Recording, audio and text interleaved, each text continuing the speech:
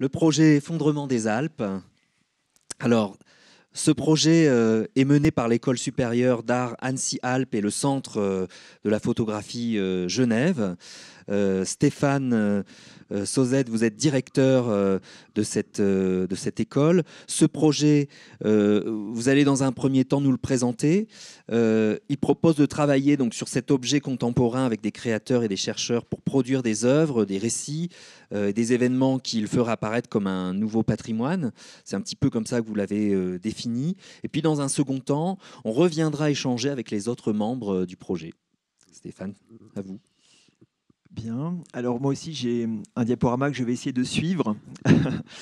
Donc effectivement, Effondrement des Alpes part d'une étude de terrain, d'une enquête sur ce qu'on a sous les yeux, comme vous ici, vous l'avez sous les yeux, à savoir les effondrements d'altitude, les effondrements de falaises d'altitude liés à la fonte du permafrost, donc cette glace profonde qui cimente la montagne et lorsqu'elle fond, la montagne se délite, tombe. Et ici, par exemple, vous avez une photo de l'artiste Sabine Tollen qui prend en photo une montagne suite à l'énorme effondrement du Piz Cengalo sur la frontière suisse.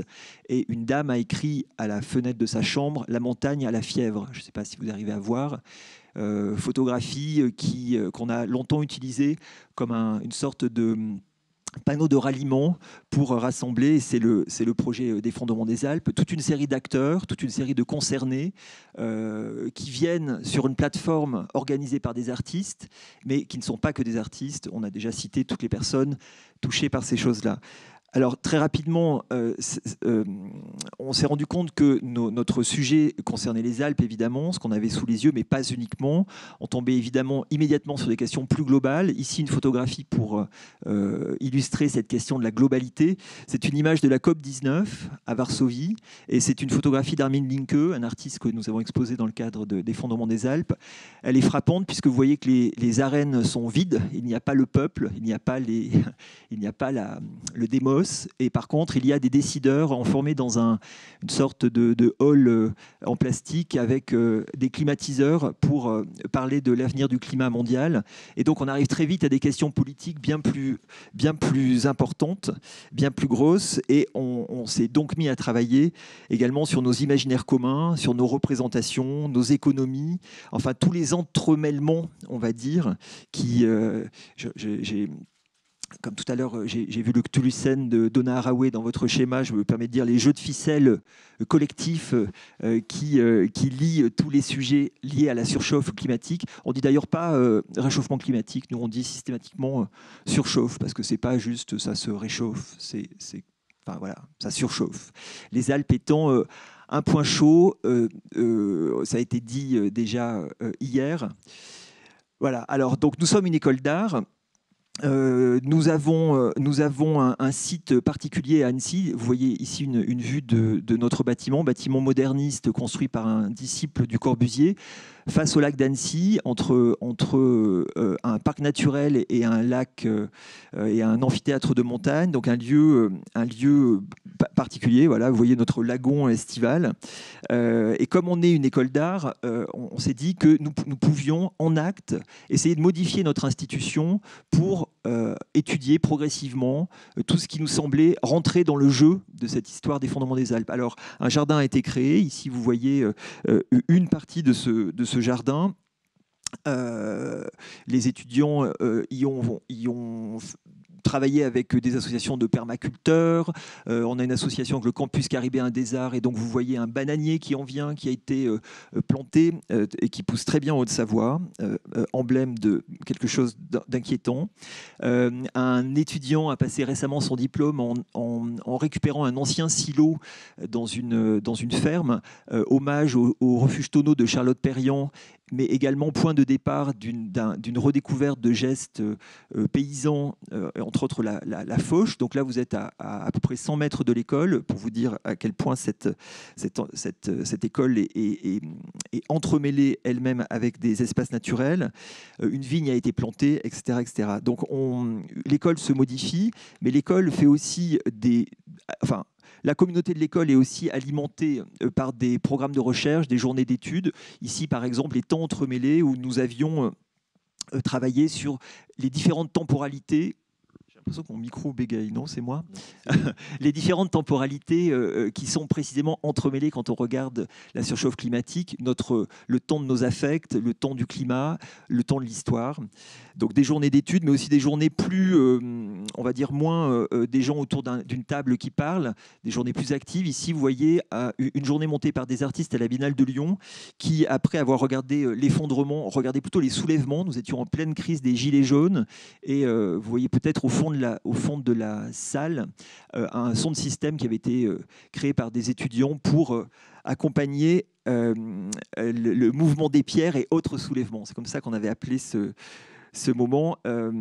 Voilà, des ateliers recherche-création qui se passent dans les bois, entre autres ici en travaillant sur la collection d'œuvres conceptuelles de l'Institut d'art contemporain de Villeurbanne, et les étudiants menant un atelier de recherche-création sur l'exposition ont fait un arc, donc ça s'appelle l'arc exhibitionniste, et là c'était la saison Wild exactement, donc faire exister l'histoire de l'art conceptuel dans les bois plutôt que dans des musées, au cas où les musées viennent à manquer, on ne sait pas.